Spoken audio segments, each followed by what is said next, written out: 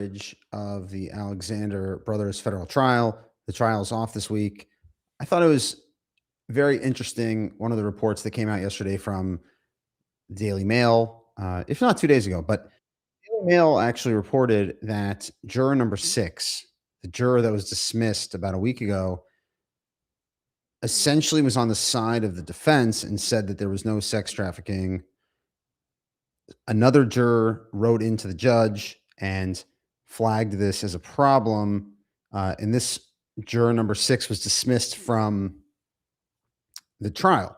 But the reason I bring this up is if you actually pay attention to what's being said in the courtroom and what is being presented as evidence, it's very different than if you just assume uh, the New York Times, the Wall Street Journal, Daily Mail, whatever it might be. There is a very large disconnect between what's being presented, again, under the burden of beyond a reasonable doubt, and what is being presented or told in the media, right? The media, certainly when the three brothers first faced allegations and then the stories kind of cascaded, there was a heavy emphasis on high school yearbook quotes, behavior in high school, not at all excusing any of that or saying that it's not indicative of whether or not they might be good or bad people. That's a separate discussion. But the actual cases that were brought against them in federal court, what the Alexander brothers are facing, has absolutely nothing to do with those articles or what is being alleged. Really nothing. The government tried to make a case that something from their high school days, that would be 2002, 2003, 2004, something there, would be relevant, but not as part of the conspiracy, but as a part of their mindset. And the judge ultimately ruled that that was not admissible and it's not being heard. So that is vital to understand kind of that disconnect between what's being reported on and what is actually being presented in trial. And I put out a tweet thread this morning and I just want to go through it so people actually understand. Okay.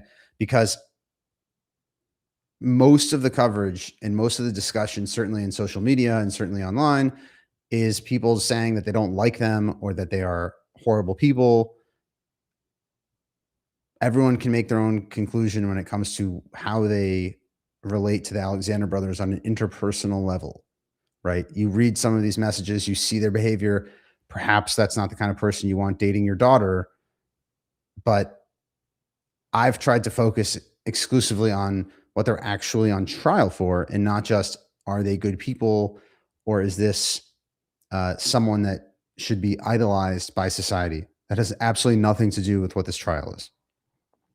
So I'll quote myself here and just read, but I'm doing this thread because 99% of people commenting on the Alexander brothers have absolutely no idea what it is actually about. Here's exactly what Alon Oren and Tal Alexander are facing in their superseding indictment, and precisely what the government must prove beyond a reasonable doubt for each count. All defendants pled not guilty. Count one, conspiracy to commit sex trafficking against all three of them. The government must prove beyond a reasonable doubt there was an agreement between the brothers and others, known and unknown, to recruit, entice, harbor, transport women, knowing or recklessly disregarding that force, threats, fraud, or coercion would be used to cause them to engage in commercial sex acts in interstate commerce. Count two, sex trafficking by force, fraud, or coercion, only against Tal Alexander. The government must prove beyond a reasonable doubt that Tal recruited, enticed, harbored, etc. Victim one, knowing or recklessly disregarding that force, fraud, coercion would cause her to engage in a commercial sex act. Count three, sex trafficking by force, fraud, or coercion. Victim two, against all three of them. The government must prove beyond a reasonable doubt all three recruited, enriched, etc. They enticed, victim two, knowing or recklessly disregarding that force, fraud, coercion would cause her to engage in a commercial sex act. Count four, inducement to travel to engage in unlawful sexual activity. Victim two, against all three brothers. The government must prove beyond a reasonable doubt all three knowingly persuaded, induced, enticed victim two to travel from Illinois to New York so they can engage in sexual activity that would be a crime under New York law. Count five, sex trafficking of a minor victim three, against Alone and Tall. Government must prove beyond a reasonable doubt, Alone and Tall recruited, enticed, etc., a minor that they knew or had reasonable opportunity to observe was under 18 and would be caused to engage in a commercial sex act. Count six, sex trafficking by force, fraud, or coercion, victim four. All three from June 2009. Government must prove beyond a reasonable doubt all three recruited, enticed, etc. Victim four, knowing or recklessly disregarding that force, fraud, coercion would cause her to engage in a commercial sex act. Count seven, sex by force, fraud, or coercion. Victim five, all three from June 2009. The government must prove beyond a reasonable doubt all three recruited, enticed, etc. Victim five, knowing or recklessly disregarding that force, fraud, coercion would cause her to engage in a commercial sex act. Count eight, sex trafficking by force, fraud, or coercion. Victim six, Tall only from August of 2014. Government must prove beyond a reasonable doubt that Tall recruited, enticed. Victim six, knowing or recklessly disregarding that force, fraud, coercion would cause her to engage in a commercial sex act. Count nine, inducement to travel to engage in unlawful sexual activity. Victim six, Tall only. Tall knowingly persuaded, induced, enticed victim six to travel from Nevada to New York so he could engage in sexual activity that would be a crime under New York law. Count 10, aggravated sexual abuse by force, threat, or intoxicant.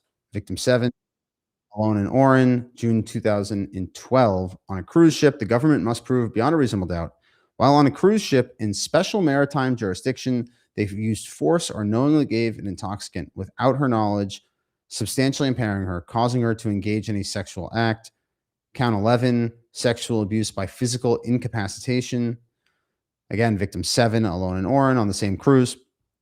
The government must prove beyond a reasonable doubt they engaged in a sexual act with victim seven while she was physically incapable of declining or communicating unwillingness. Count 12, sexual exploitation of a minor victim eight, Oren only. April 16th, 2009, government must prove beyond a reasonable doubt Oren used, persuaded, induced, or coerced a 17-year-old minor to engage in sexually explicit conduct for the purpose of producing a visual depiction that was transported in interstate commerce. Okay, so a lot of big words, but when you actually get into it, right? So the interesting thing about count 12 is that this alleged victim was actually of legal consenting age when it came to the sexual activity. The government is arguing she wasn't 18, and because there's a video made, the age of consent when it comes to videos is actually the age of 18. The government's arguing 17 years and 10 months. So the sexual activity itself was not challenged, although the government argued she's incapacitated. And that's where the jury actually saw a video. But the heart of that charge is the production of underage sexual material. I think that's the hardest charge for the defense. There's a video, the camera's turned on, Oren then enters the screen, I'm told, and that's where the video is then sent from Oren's Gmail account to the account of Ido Berniker, which is the interstate commerce. You're bringing it online. That's the biggest challenge. It's also important to note that with all of the narrative-driven stuff that's been put out there, this wasn't one of the initial things. This is count 12. So the government found this when they arrested the Alexander brothers, but before, when you talk June, July, August of 2024, and the articles that were coming out, this is not featured in that. This is found after. The stuff that was featured in many of these articles is largely absent from the indictment or what the brothers are actually facing, with the exception of count two. Count two, this person, Lindsay Acree, came forward and sued the brothers civilly, so she's not under a pseudonym. The judge said that her testimony was all over the place, I was in the courtroom for that testimony.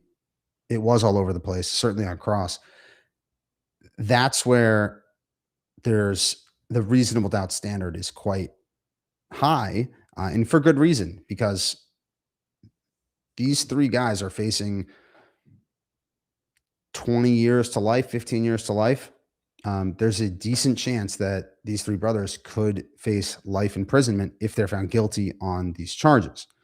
So this is these are the charges, this is what they're facing. And I reiterate this, and despite some insane send crazy comments, um, this is not even a discussion of their behavior. There's very clear counts that are alleged, and the government has to prove beyond a reasonable doubt that these counts happened. That's the entire reason that the courtroom exists. People love to try people by social media and by stories and by who can be more viral, I guess, but that's not how this works. And I'm trying to just help bring facts to the forefront so people can make their own decision and actually know what's going on in the case. I would venture to guess that there's only a few people that have actually read the transcripts. I've read the transcripts. I've been in court. Not that many people can say that when they're commenting online. Just because you had a bad business interaction or even a bad interpersonal interaction with any of these brothers does not mean that you know what's going on in the courtroom. So trying to bridge that gap, that's really what it's about for me. Um, and trying to actually have an understanding of what's going on. Um, this person says, I used to intern for them. Okay. I'm curious, Bearish 65, when you interned for them, what was that like?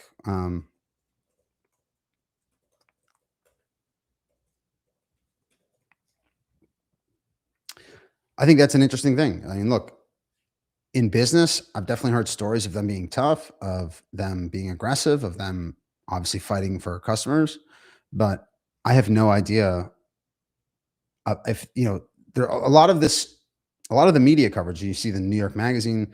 They said they wrote an article, I believe it was August of 2024, saying everybody knew. But then you see people that clearly didn't know anything, right? There's even something from the Real Deal. There was someone that was on a Real Deal show, and they had no idea. I mean, um, this person, they were never really in the office. I used to intern for them in 2015. They were tough negotiators. Did you hear any rumors about their behavior? Again, because when people say, "Oh, everybody knew," what does that mean? They were around. There was cameras. There was videos everywhere. The fact that they might have been party animals, that doesn't mean that they are known to be trafficking women and minors across state lines. I find it very hard to believe that. I haven't seen evidence of that. And again, I try to have evidence-based commentary and discussion about what was actually going on, not just, oh, okay, so someone says this in the Wall Street Journal anonymously, and that must be the truth because we know that everything that's published anonymously is horrible. So actually, no, people used to want to go to their parties. Again, that's also a common theme. People used to always say, I mean, I spoke to someone who actually told me they wanted to get to their parties, but they weren't cool enough to get invited. So I think that there's a lot more to this story. And I'm not in any way excusing behavior. I'm saying let's have a discussion about what was actually going on and what was actually known and what was actually done. Does the average person who knew the Alexanders think that they were trafficking people against their will, force, fraud, or coercion to attend their parties and to be graped by them? Is that a thing that was known? And that was, and if it was known, why did nobody call the police? That's the other thing that's very interesting. All of these people, there's not a single police report from this time of this alleged conspiracy that the government's saying between 2008 and 2021, there isn't a single financial payout, right? When it came to Harvey Weinstein, um, there were, I think, between 8 and 12 financial payouts that were documented before the New York Times published that first story. You don't see any of that in this case. So there's no financial trail of paying people out and saying, "Oh, we're going to pay you to hide." None of that. Um, Much of their life was actually very, very public and was, promoted on Instagram. So the whole thing about their quote unquote living their lifestyle and going and all that stuff there was that they were supposed to be promoting this very luxury life that was the life of the stars, the life of their clients. And it seems to be that it'd be hard to argue that there's a conspiracy to traffic people when you have cameras, lights everywhere. And, even in some of the civil lawsuits, there's been some allegation that they were trying to use this for business purpose or business advantage. And I think the government alluded to that in one of the first charging documents. That hasn't come forth in trial at all. There's been no claim of someone who they were trying to do business with being a woman being or girl being trafficked to that person to benefit their business. That simply has not come forward. Um, Maybe the government has that evidence and it's not there, but or hasn't been presented, but it just has not come forward. And what I'm trying to do here and have this discussion is to actually just discuss what has been presented. I know that might be very hard, and I know a lot of people like to throw a lot of dirt against the wall and accuse every single person of being evil for having any sort of dissenting view. But I'm trying to just have discussion based on the facts and where the facts lead. Anybody in the comments, first of all, click like, share, please, so we can continue to get the coverage out there. If anybody has leads, people that used to work with them, saw things, whatever it might be, please hit me up, send me a message. It's the only way you can start piecing these stories together. I am in no way excusing inappropriate language, inappropriate behavior, trying to discredit people, just having a discussion about where the evidence actually leads and what we're actually discussing here. I think there's a lot of confusion. If you were to ask the average person on the street, what are they on trial for? People would say for graping people, using that word for YouTube strikes, but that's not what they're on trial for. Um, the indictment is very different. There is no federal charge for that. Um, and I think it's important people just recognize what is actually being discussed. Um, Too often, it's just this very vague disdain for them, professionally, personally, whatever it might be. And there's not actually an evidence based discussion of any sort. So I'm hoping we can achieve that here and have a discussion based on evidence. If anybody, again, thoughts, questions, comments, please send them along. Not hiding from anything, just looking to see where the evidence goes. And remember, it's a burden. The burden of proof is on the government, is not on the defense. So the government has to prove beyond a reasonable doubt that all 12 of these counts actually happened. Just trying to have an objective, honest conversation about this could be uncomfortable also, because a lot of the things they did were uncomfortable, and it's not a way that I personally would ever behave or want to associate with, but it has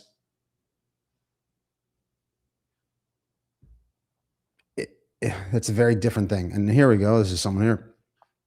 In my opinion, I want to be very careful how I say this. I don't think they are guilty of what they are charged with. Now, if they partied and did drugs and things got out of hand, I wouldn't know. But currently, I don't think they are, even though actions aren't great. Again, that seems to be fair. You worked for them. Everyone wanted to go to their parties. They had beautiful people at their parties. They had extravagant get-togethers. It was a good time had by all, or apparently not by all. But the question is is there something that was illicit? Like, again, very specifically, when the government says that they were drugging women, taking drugs together knowingly is not drugging women. The first person who actually testified in this case said that she took Molly with Tall. So that is not under the category of illicitly drugging someone, for example. That has to be understood. And it also has to be really considered. Um, Again, not and people are not really willing to have these conversations out loud. Um, they're pretty aggressive, I have to say. Being called an apologist for this is not fun. But I'm just trying to have an evidence based discussion about it. Again, keep in mind they're facing life in prison as violent criminals, right? The act of sexual assault and abuse is a violent act, so they're facing very serious time with a pretty good likelihood they would never see the light of day again. And I think that the court of public opinion should evaluate it based on what's presented in trial. I think that's a fair thing. I think it's a just thing. And if they're found guilty, then they're found guilty by a jury of their peers. If they're found not guilty, they're found not guilty by a jury of their peers. But there has to be room for that discussion and for that understanding. I think that's an important bedrock of American society. Again, social media doesn't really lend for that because there's so many explosive narratives and so many very uncomfortable things that they did do. But uncomfortable and being a jerk is not the same thing as trafficking people. And I think that just has to be considered based on the evidence. So that's what I have for today. Please like, subscribe, send the word on Substack, covering every single day when there is a trial. Trial resumes with testimony next Tuesday.